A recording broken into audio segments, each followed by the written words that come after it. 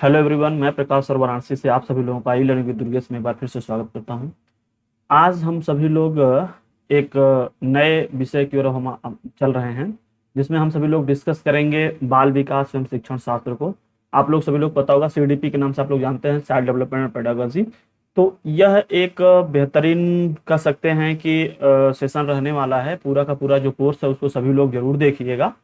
इसमें हम पूरे के पूरे सीडीपी पर जो 30 नंबर का पेपर आपका बनता है उस पर हम चर्चा करेंगे। और आप सभी लोग बिल्कुल सेशन को देखिए, लाइक कीजिए और शेयर कर दीजिए। तो चलिए प्रारंभ करते हैं हम आज की क्लास को, जिसमें हम सभी लोग सीडीपी के बारे में एक एक करके चैप्टर वाइज हम लोग डिस्कस करेंगे।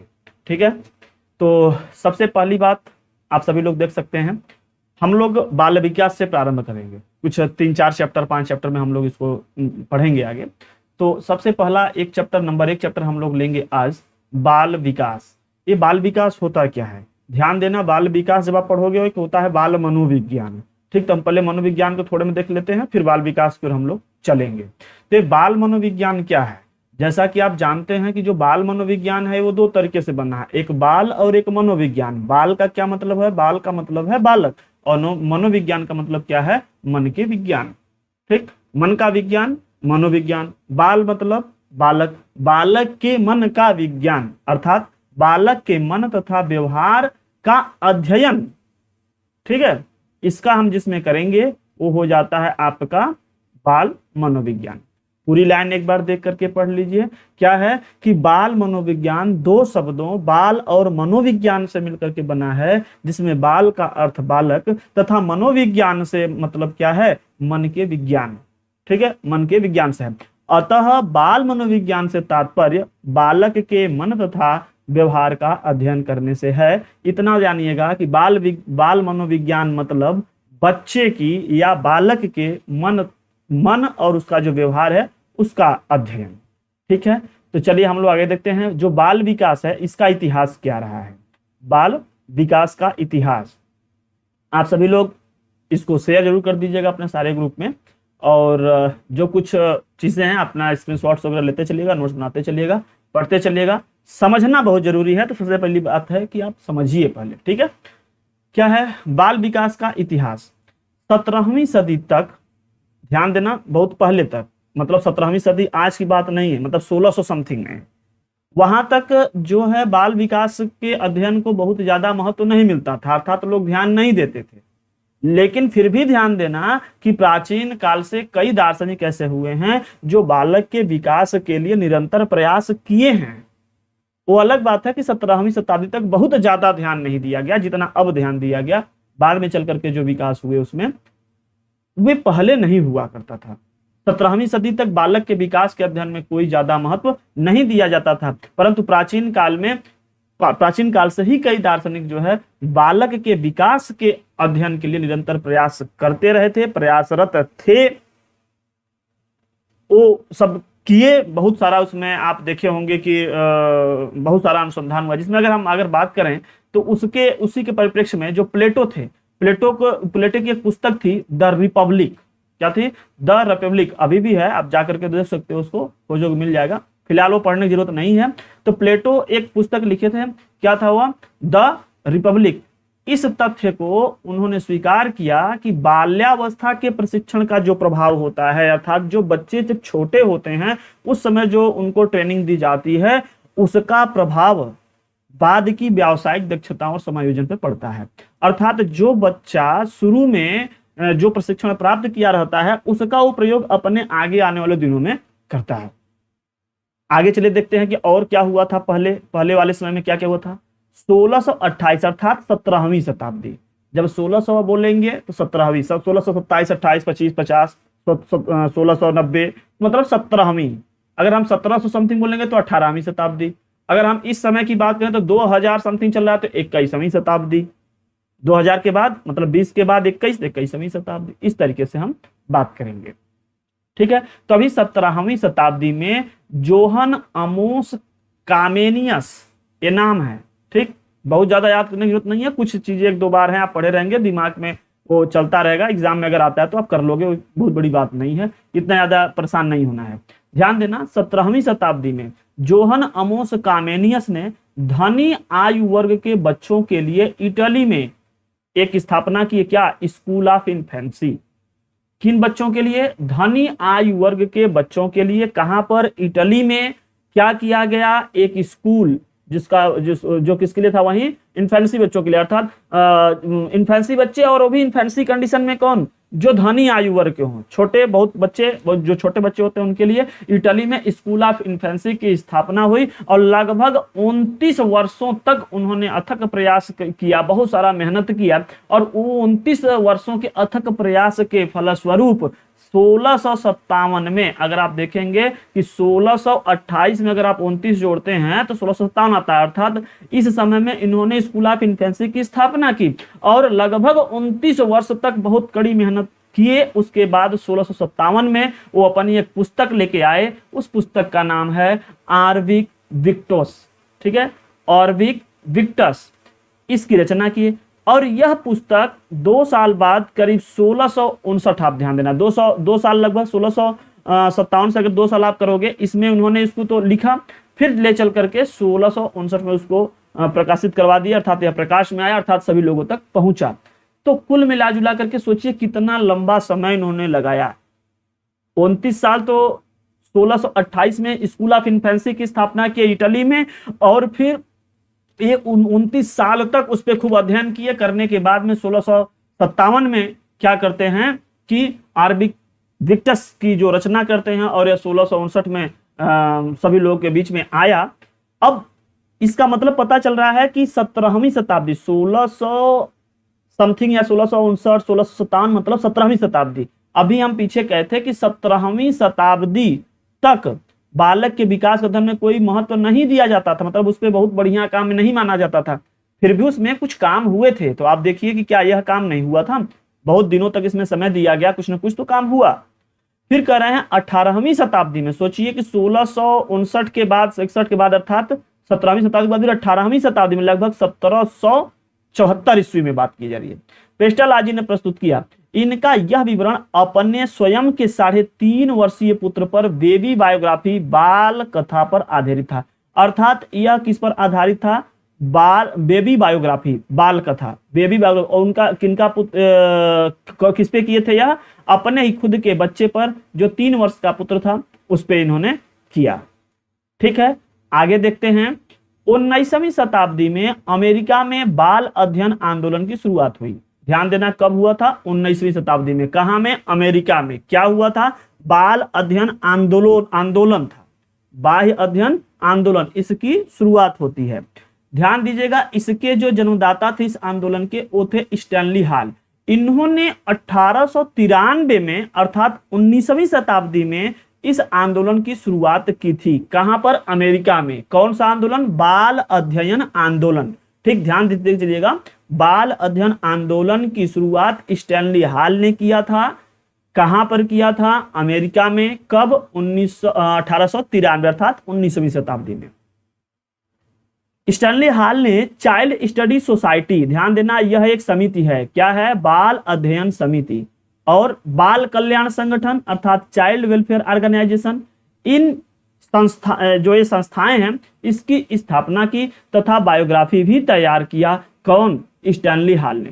क्वेश्चन पूछा जा सकता है कि चाइल्ड स्टडी सोसाइटी की स्थापना किसने किया? स्टैनली हॉल ने। या चाइल्ड वेलफेयर ऑर्गेनाइजेशन मतलब बाल कल्याण संगठन, इस संस्था की स्थापना किसने की? स्टैनली हॉल ने। कहां पे इन्होंने अपना आंदोलन किया? यह आंदोलन अमेरिका में बाल अध्ययन आंदोलन के नाम से जानी गई। 19वीं शताब्दी में थी, 1893 में। ठीक, अब इंडिया की बात आती है कि इंडिया में इसके पर कब काम हुआ भाई? तो महत्वपूर्ण जो तथ्य है, ध्यान देना, भारत में बाल विकास के अध्ययन की शुरुआत लगभग 1930 ईस्वी में कोलकाता विश्वविद्यालय में हुई थी। और यह किसका प्रयास था? गीजूभाई बधे का। ठीक, इनका जो प्रयास था, तब जाकर करके 1930 में कोलकाता विश्वविद्यालय में यह क्या हुआ? विकास, भारत में जो बाल विकास के अध्ययन, भारत में बाल विकास के अध्ययन की जो शुरुआत हुई, यह तब हुई।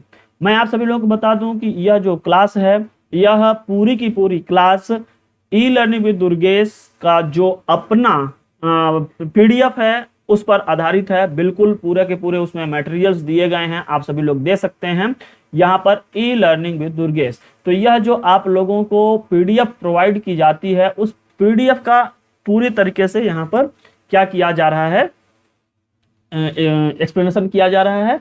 जो लोग पुस्तक या जो लोग पीडीएफ लिए होंगे उनको पढ़ने में बहुत आसानी होगी। क्यों? क्योंकि उनके पास अपनी पुस्तक भी होगी, यहाँ समझ लेंगे, एक बार उसको रिवाइज भी अच्छे से कर सकते हैं। तो यह पूरी की पूरी जो भी डाटा है यह ई लर्निंग विद दुर्गेश के पास अवेलेबल है। जो लोग भी नहीं लिए हैं वो ले सकते हैं।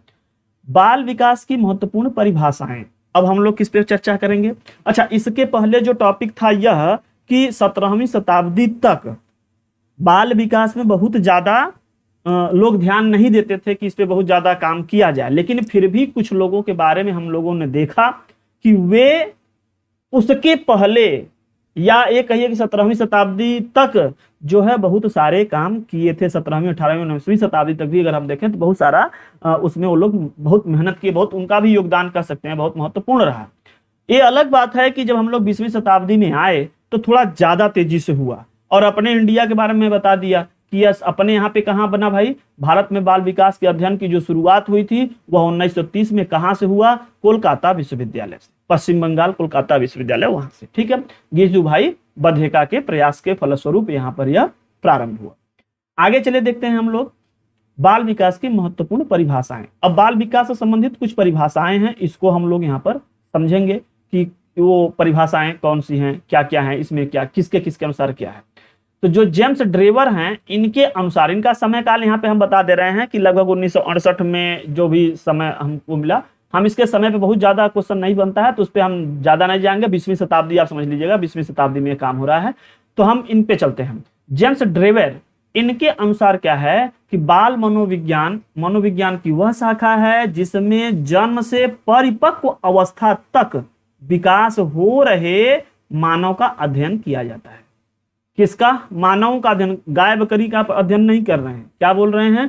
मानव का अध्ययन। कब से कब तक? जन्म से परिपक्व अवस्था तक विकसित हो रहे मानव जो हैं उनका अध्ययन किया जाता है।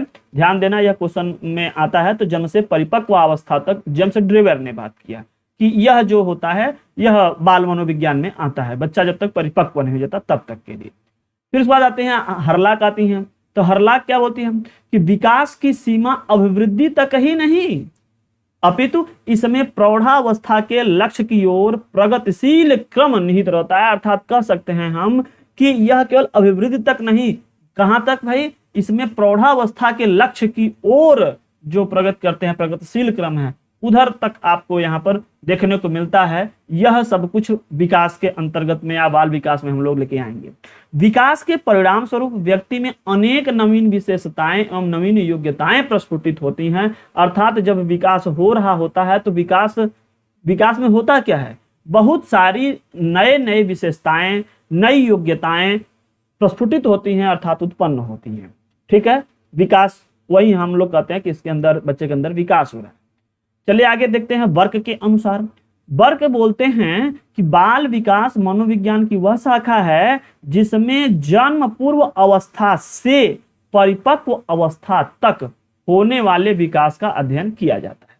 अर्थात यह भी अगर देखा जाए जो वर्क हैं तो यह जेम्स ड्रेवर से लगभग मिलती जुलती बात कहते हैं कि जन्म से परिपक्व अवस्था तक जो है यह जो विकास होता है उसको हम लोग इसमें लेते हैं। लेकिन वहां यहाँ पे जो बात कहा गया था, यहाँ पे ध्यान देना, जन्म से कहा गया था और यहाँ पे इन्होंने एक स्टेप थोड़ा सा और पीछे से ले लिया, जन्म पूर्व अवस्था से इन्होंने ले लिया।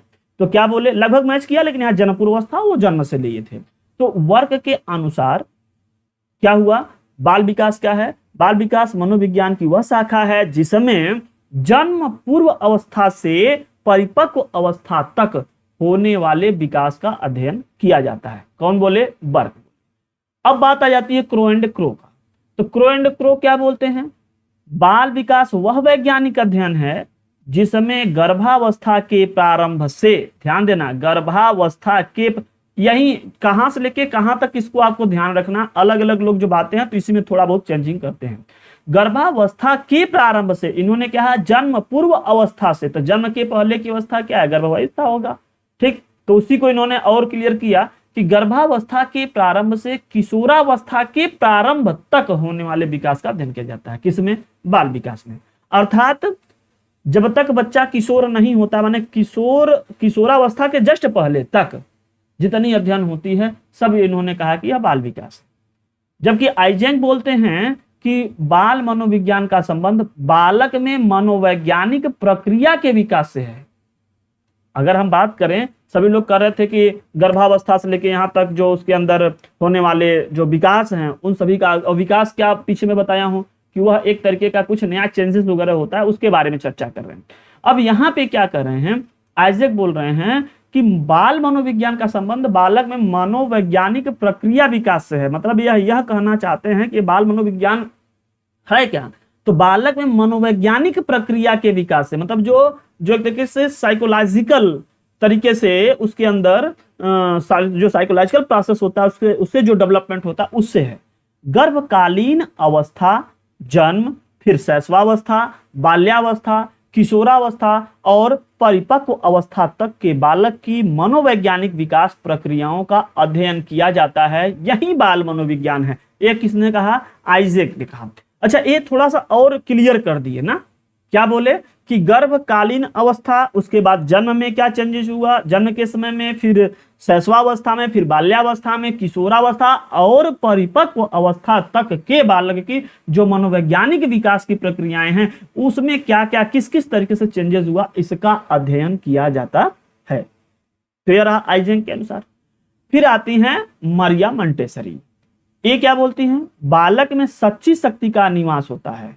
क्या होता है? बालक में सच्ची शक्ति का निवास होता है। ध्यान देना, यह क्वेश्चन ऐसा ही आता है कि यह किसका मानना है। तो मारिया मोंटेसरी बोलती हैं कि बालक में सच्ची शक्ति का निवास होता है, उसकी मुस्कुराहट ही सामाजिक प्रेम और जो उल्लास है, सामाजिक प्रेम व उल्लास की आधारशिला है। अर्थात बच्चे अगर थोड़ा सा मुस्कुराता है, सोचो कितना अंदर से हम लोग कितना अच्छा लगता है देख करके, उसके प्रति कितना स्नेह आ जाता है। तो यही कह रहे हैं कि बालक में सच्ची शक्ति का निवास होता है, उसके अंदर वह पावर है, उसकी जो मुस्कुराहट है उससे ही समाज प्रेम व उल्लास मतलब एक तरीके से समाज में जो है प्रेमता आ सकती है, आ सकती नहीं बल्कि ये कि ये आ जाती है। ठीक है, तो यह आप इनका संदर्भ याद रखिएगा सबके नाम के अनुसार। फ्रावेल क्या बोलते हैं? फ्रावेल के अनुसार बालक स्वयं विकास उन्मुख होने वाला पौधा है, माने बालक स्वयं से ही विकास की ओर बढ़ने वाला क्या है? एक पौधा है। यह किसका मानना है? फ्रावेल का। एक क्वेश्चन जब बनता है तो यही पॉइंट और इसके नाम के साथ में कभी मिलान करने वाला या कह देंगे यह किनका मानना है, किसके अनुसार यह है। तो ये थोड़ा सा आप 2-4 बार रिवाइज करोगे तो फिर याद हो जाएगा। गैरेट के अनुसार, गैरेट क्या बोलते हैं?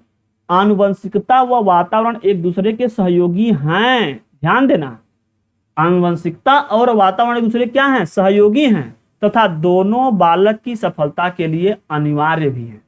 ये दोनों अनिवार्य हैं। ऐसा नहीं कि केवल आनुवंशिकता या केवल वातावरण से बच्चा सफल हो जाए, बच्चे के विकास अच्छी हो जाए ना। आनुवंशिकता और वातावरण एक दूसरे के सहयोगी हैं, ये दोनों बालक की सफलता के लिए क्या है? अनिवार्य हैं, अर्थात दोनों का होना बहुत जरूरी है। अब बात ये आती है कि बाल मनोविज्ञान और बाल विकास में अंतर क्या है? बाल मनोविज्ञान और बाल विकास में अंतर क्या है? तो चलो हम एक एक कर करके देखते हैं कि ये मनोविज्ञान, अभी विकास हम लोग देखे हैं कि वास्तव में वह क्या क्या होता जा रहा है। तो बाल मनोविज्ञान के स्थान पर बाल विकास नाम इसलिए परिवर्तित हो गया, मतलब जहां पर बाल मनोविज्ञान कहा जाता है वहां लोग बाल विकास, और अभी भी सभी लोग आप जानते हैं कि बाल विकास, जब आप पढ़ते हो तो बाल विकास पढ़ते हो, कहते बाल विकास नहीं, बाल विकास, ठीक है, वो साइकोलॉजी नहीं, वो क्या बोलते हैं आप? डेवलपमेंट। ठीक, तो यह क्यों हुआ? इसलिए यह परिवर्तित हुआ, या ये कह सकते हैं कि वो आगे चला, परिवर्तित हुआ, या ये कहिए कि इससे इस पे ज्यादा लोग बाल विकास इसलिए कहे क्योंकि विकास के कुछ पक्षों में बाल मनोविज्ञान की अपेक्षा बाल विकास के ढंग पर बल दिया जाने लगा। अर्थात बाल मनो जो विकास हुआ है, बहुत सारे ऐसे पक्ष हैं जिसमें बहुत सारे भी हम पक्षों के ऊपर आगे चर्चा करेंगे, ठीक है, वो सामाजिक पक्ष है, नैतिक पक्ष है, क्या क्या बहुत सारा है, मानसिक पक्ष है। तो उन कई कंडीशन में ऐसे देखा गया जहां पर कि बाल मनोविज्ञान का लोग ज्यादा ध्यान नहीं दिए या उस पे उसके ढंग पर ज्यादा ध्यान नहीं दिए, बल्कि बाल विकास के ढंग पर बल दिया जाने लगा। इसीलिए इसको बाल मनोविज्ञान से कहीं ज्यादा बाल विकास कहा जाने लगा। अर्थात बाल मनोविज्ञान थोड़ा सा आप देखेंगे एक अलग चीज है, अभी हम आगे चर्चा करेंगे। श्रीमती हरलाख के इस कथन के अनुसार मुख्य अंतर निम्न है। क्या अंतर है? यही अंतर हम बात कर रहे हैं कि आगे हम देखेंगे। चलिए देख लेते हैं क्या है। बाल मनोविज्ञान में बालक का व्यवहार जिस वातावरणीय परिवेश में होता है उस पर कम ध्यान दिया जाता है। ध्यान देना, जो बाल मनोविज्ञान है उसमें बच्चे के व्यवहार में जो परिवर्तन हो रहा है या हुआ है, यह किस वातावरण में परिवर्तन हुआ, किस परिवेश में परिवर्तन हुआ, इस पर कम ध्यान दिया गया। जबकि बाल विकास में वातावरणों के प्रभाव को विशेष रूप से देखा जाता है, अर्थात उसका कितना मतलब ज्यादा जो प्रभाव पड़ता है, वो कितना कम प्रभाव या कितना अधिक प्रभाव पड़ता है, उसके किस प्रभाव पर क्या असर आता है, इस पर ज्यादा रूप से ध्यान दिया गया बाल विकास में। अर्थात बाल विकास में वही वातावरण, वही परिवेश जो है एक तरीके से ये होने लगा कि नहीं, महत्वपूर्ण भूमिका निभा रहा है, इसको भाई ध्यान देने वाली बात है, यह बाल विकास में बहुत इंपॉर्टेंट फैक्टर हो गया। जबकि यह बाल मनोविज्ञान में इतना ज्यादा इंपॉर्टेंट नहीं था। तो बाल मनोविज्ञान में बालक का व्यवहार जिस वातावरण या परिवेश में होता है उस पर कम ध्यान दिया गया या कम ध्यान दिया जाता था, कम ध्यान दिया जाता है। जबकि बाल विकास में वातावरण के प्रभावों को विशेष रूप से देखा जाता है। यह विशेष अंतर है बाल मनोविज्ञान और बाल विकास में। जिसको ना समझ में आए एक बार फिर से उसको पढ़ लीजिए।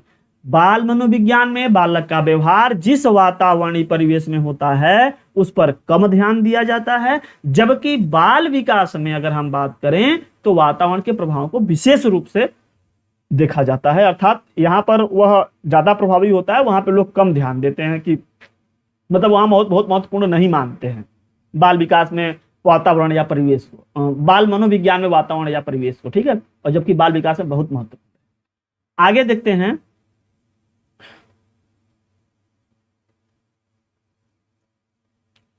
बाल मनोविकास व्यवहार, बाल मनोविज्ञान जो है वह विकास, व्यवहार या विषय वस्तु पर अधिक ध्यान देता है। ध्यान देना, जो यह बाल मनोविज्ञान है, हम लोग देख रहे हैं कि बाल मनोविज्ञान और विकास में वास्तव में अंतर क्या है। तो जो बाल मनोविज्ञान है यह विकास, बच्चे के अंदर कैसा विकास हो रहा है, व्यवहार परिवर्तन माने व्यवहार, विषय वस्तु क्या है, ठीक है, उस पर अधिक ध्यान देता है। जबकि जो बाल विकास है यह उसकी प्रक्रिया पर बल देता है कि कैसे यह विकसित हुआ या कैसे विकास होगा, यह उसकी प्रोसेस, उसकी प्रक्रिया पर बल देता है बाल विकास। जबकि विकास, व्यवहार और विषय वस्तु पर जो ध्यान देता है वो बाल मनोविज्ञान। बाल मनोविज्ञान में गर्भावस्था से बाल्यावस्था पर ही विशेष रूप से ध्यान दिया जाता है। ध्यान देना, बाल मनोविज्ञान अलग अलग अंतर है, बहुत है। तो बाल मनोविज्ञान में गर्भावस्था से कहां तक, बाल्यावस्था पर ही केवल विशेष ध्यान दिया जाता है। जबकि बाल विकास में गर्भावस्था से लेकर किशोरावस्था तक का अध्ययन किया जाता है। अर्थात अगर हम बात करें बाल मनोविज्ञान में तो वहां गर्भावस्था से बाल्यावस्था तक, जबकि बाल विकास में गर्भावस्था से किशोरावस्था तक। ये दो बहुत बड़े अंतर आपको देखने को मिल गया। एक, बाल मनोविज्ञान में अगर बात करें तो बालक का व्यवहार जिस वातावरण परिवेश में रहता है उस पर कम ध्यान देते हैं, जबकि विकास में उसके वातावरण परिवेश पर अधिक ध्यान देते हैं। फिर अगर हम बात करें बाल मनोविज्ञान में तो विकास, व्यवहार तथा उसके विषय वस्तु पर ध्यान दिया जाता है। जबकि विकास में अगर बात करें, बाल विकास में उसकी प्रोसेस, उसकी प्रक्रिया पर बल दिया जाता है। नेक्स्ट वाले में अगर हम बात करें तो बाल मनोविज्ञान में कहां से कहां तक अध्ययन करते हैं हम लोग, गर्भावस्था से लेकर के बाल्यावस्था पर विशेष ध्यान देते हैं। जबकि बाल विकास में अगर हम बात करें तो गर्भावस्था से किशोरावस्था तक। ठीक, तो ये रहा बाल मनोविज्ञान और बाल विकास में अंतर। अब हम लोग चलेंगे अभिवृद्धि एवं विकास में अंतर देखेंगे। अभिवृद्धि और विकास, ठीक है। अब जैसे मान लीजिए हाथ पैर छोटा से बड़ा हो रहा है ना, ये अभिवृद्धि है। लेकिन कल हमको जोड़ने नहीं आ रहा था, जोड़ने आ गया, गुणा भाग करने आ गया, आगे कुछ और करने, मतलब दिमाग में देखिए वो सब वर्क जो है वो सब हो गया। या फिर आपके अंदर जो सूक्ष्मता, जो एक तरीके से, जैसे अगर मान लीजिए हम कलर कर रहे हैं तो हमको केवल पहले बनाने नहीं आ रहा था, लेकिन हम बना भी ले रहे हैं अच्छे से, उसको कलर भी अच्छे से कर पा रहे हैं, तो यह वाला दूसरा चीज है। और हाथ पैर बढ़ना, मुंह हाथ गोड़ बड़ा होना, ये अलग बात है। तो ध्यान देना, या एक होती है वृद्धि और एक होता है विकास। अब खुद ही समझ में आप आ जाएगा आपको कि अभिवृद्धि क्या है। अभिवृद्धि एक निश्चित आयु तक चलने वाली प्रक्रिया है। अब आप बताइए कि क्या जब बचपन से छोटे से जब हम लोग बड़े की ओर बढ़े तो पहले छोटे छोटे हाथ पैर अंगुलियां छोटी छोटी थी, जब हम लोग करीब 18 19 20 साल 22 साल के हुए तो बड़े बड़े हो गए, तो क्या अब हम 28 30 32 35 40 साल के होंगे तो क्या और बड़े हो जाएंगे? नहीं होंगे। अर्थात अभिवृद्धि एक निश्चित आयु तक चलने वाली प्रक्रिया है। अर्थात कुछ फिक्स आयु होती है 20-22 साल, उसके बाद नहीं बढ़ता है, रुक जाता है।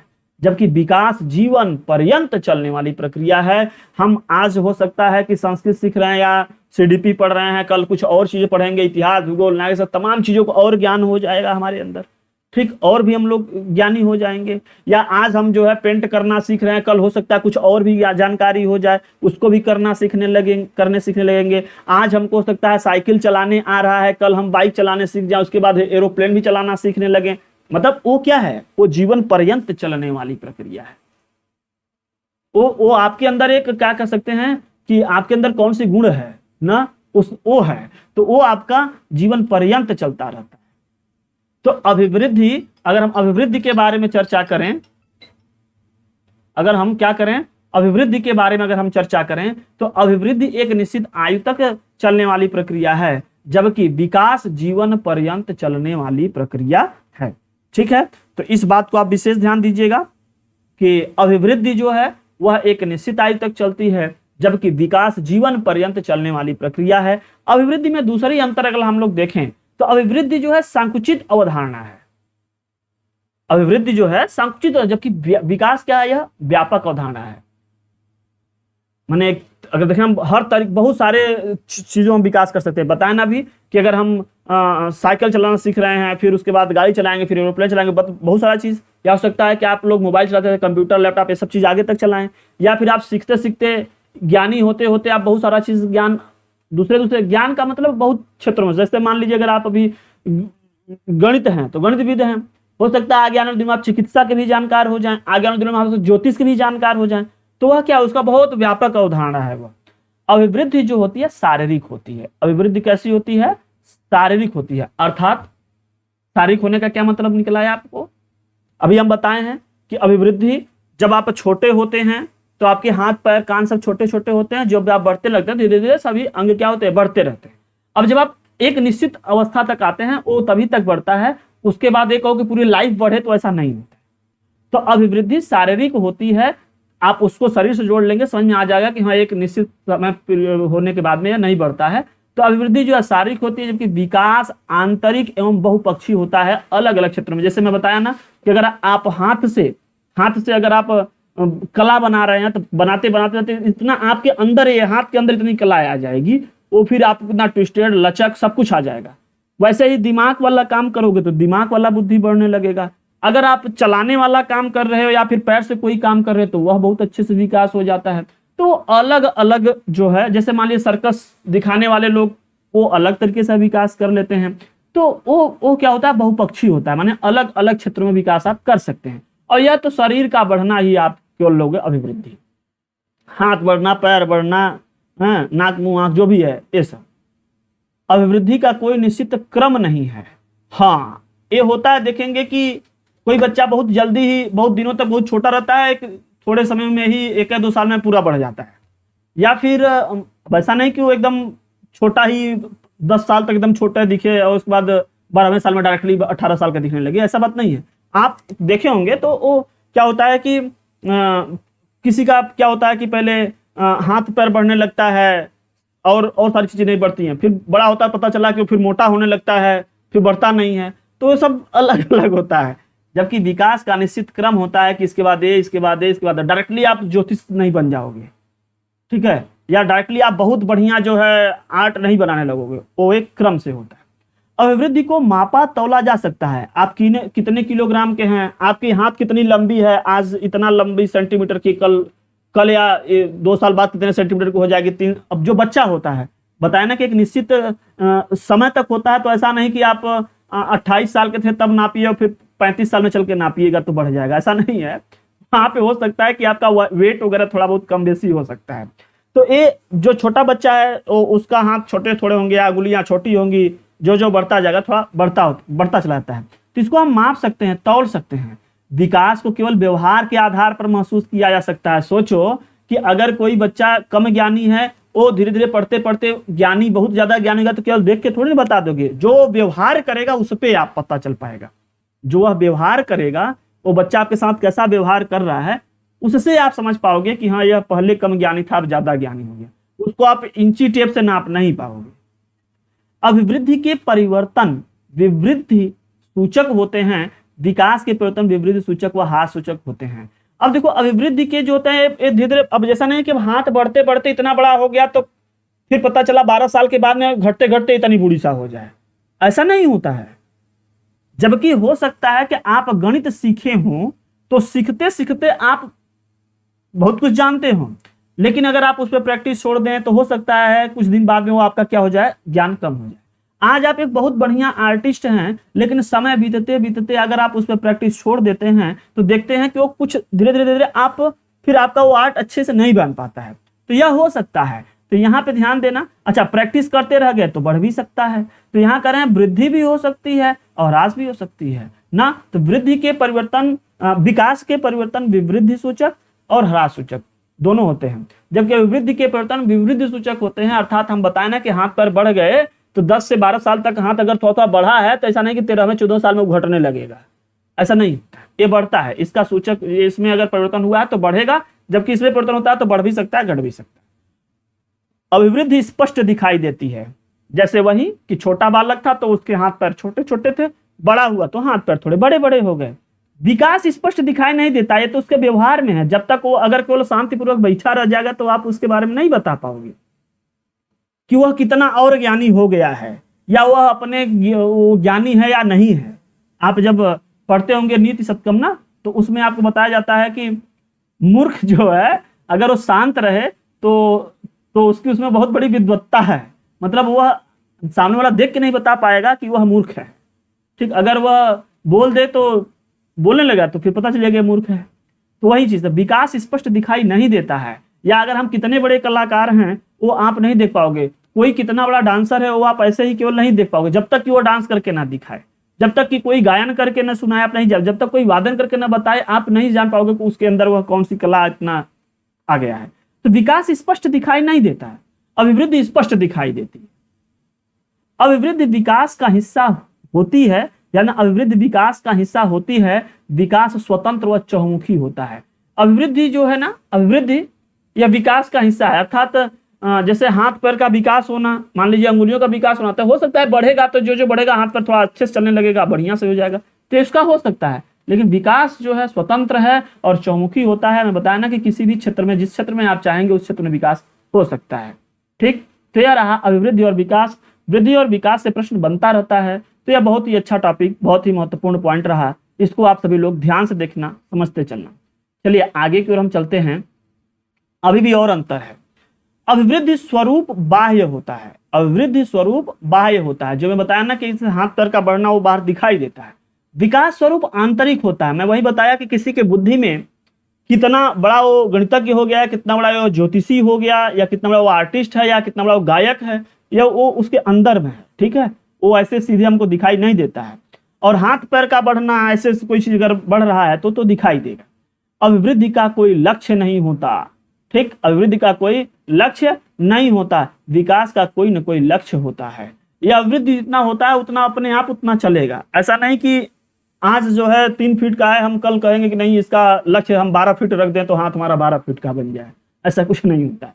अभिवृद्धि के परिवर्तन रचनात्मक होते हैं, रचनात्मक होते हैं, और विकास के परिवर्तन रचनात्मक और विनाशात्मक दोनों होते हैं। अर्थात यह आपके अच्छे वाले भी कर सकते हैं, और कौनो लड़कियां लश्कर तैयबा से या फिर किसी और जगह पे जा करके बंदूक और गोला बारूद बनाने की ज्ञान है जो उसको सीख लिया तो वो उल्टा सीधा उसका प्रयोग करेगा और वो विनाश ही करेगा। जबकि यहाँ पे क्या होता है, रचनात्मक होता है।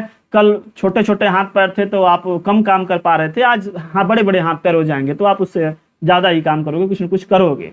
ठीक है, तो हाथ पैर जो बड़ा हुआ रचनात्मक माना गया। ठीक है, अभिवृद्धि व्यक्ति के संरचनात्मक पक्ष से संबंधित होता है, जबकि यह कार्यात्मक, वो कौन सा कार्य कर रहा है, किस लेवल का काम कर रहा है, यह विकास है। और यह क्या है, उसका हाथ पैर, उसकी डील डॉल कैसी बनी, क्या वो वृद्धि हो जाती है। यह शारीरिक, मैं पहले ही बता दिया, यह शारीरिक व मानसिक दोनों होती है।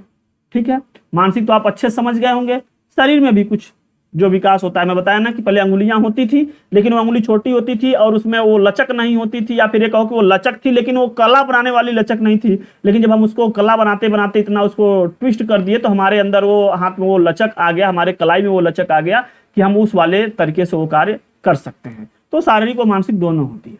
यह मापनीय होती है, आप नाप सकते हैं। वही बताया ना कि आप इसको नाप लोगे कि कितना सेंटीमीटर पहले था, अब कितना सेंटीमीटर है, कितना छोटा या बड़ा, इन सब के बारे में। इसे मापा नहीं जा सकता। किसे? इसे मापा नहीं जा सकता, विकास को। हाँ, इसको नापने के लिए, बुद्धि वगैरह नापने के लिए बाद में बहुत सारे विद्वान लोग आए तो उसमें एक स्केल बना दिए, कितना नंबर पाने वाले, इतना नंबर पाने वाले। वो भी जब बहुत सही तरीके से जांच कर करके आए तो कुछ चीजों को हम देख सकते हैं, लेकिन वो सही कहा जाए तो उसको मापा नहीं जा सकता। ठीक है, कि कै किलो विकास इनके अंदर हुआ है या कै मीटर विकास हुआ है, ऐसा नहीं।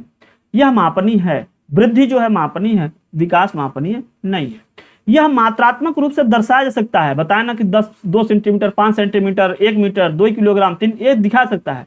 यह गुणात्मक होता है, इसके अंदर क्वालिटी होती है, वो अच्छा है, बुरा है, कितना ज्ञानी है, कितना कम है, इसका यूनिट या कहो कि इसका कोई जो वैल्यू नहीं बता सकते हैं हम। तो यह जो वृद्धि है यह तो मात्रात्मक है, यह क्वांटिटेटिव है, इसको हम क्वांटिटी बता सकते हैं, लेकिन यह इसकी क्वांटिटी नहीं बता सकते हैं। ये तो उसके अंदर भाई वो गुण है ना, उसमें नहीं। यह दिशाहीन होती है, इसकी निश्चित दिशा होती है, वही कि सीखना है तो हमको क्या सीखना है, क्या बनना है, उस दिशा में काम करता है। या फिर वो विनाश करने वाला काम करेगा तो भाई कुछ न कुछ गोला बारूद ये सब बनाएगा तो उस दिशा में जाएगा। और यह जो होती है दिशाहीन, उसके लिए कोई दिशा की मतलब नहीं।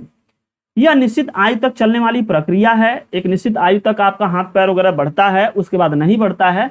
जबकि यह जो है ज्ञान आपका बढ़ सकता है, आप विकास कर सकते हैं जीवन पर्यंत, अर्थात विकास जीवन पर्यंत चलने वाली क्या है, प्रक्रिया है। ठीक है, तो अभी आप लोगों ने देखा अभिवृद्धि और विकास में अंतर। ठीक, तो इस अंतर को आप लोग अच्छे से समझ लीजिएगा, बहुत ही काम आएगा, क्योंकि कई बार क्वेश्चन इससे बनता रहता है। ठीक है, अब आगे हम लोग पढ़ेंगे अभिवृद्धि एवं विकास के सिद्धांत। क्या पढ़ेंगे? अभिवृद्धि एवं विकास के सिद्धांत। मैं फिर से आप लोगों को बोल रहा हूं कि जितने भी सभी लोग जुड़े हैं वे अपने सभी ग्रुप में जो भी देख रहे हैं वहां ये वीडियोस को शेयर जरूर कीजिएगा और लाइक जरूर कर दीजिएगा। ठीक है, अच्छा लगे तो लाइक कीजिएगा और जो भी सजेशन है आप जरूर भेजते रहिएगा उसको। अब हम सभी लोग यहाँ तक अभी जो पढ़े हैं, अब धीरे धीरे क्लास देखिए अब आगे बढ़ रही है, अब आप लोगों को बड़े ध्यान से देखना पड़ेगा। अब हम बात करेंगे अभिवृद्धि एवं विकास के सिद्धांत, जो अभिवृद्धि के सिद्धांत और विकास के जो सिद्धांत हैं उन सभी सिद्धांतों के ऊपर। तो चलिए हम लोग प्रारंभ करते हैं इस सिद्धांतों को।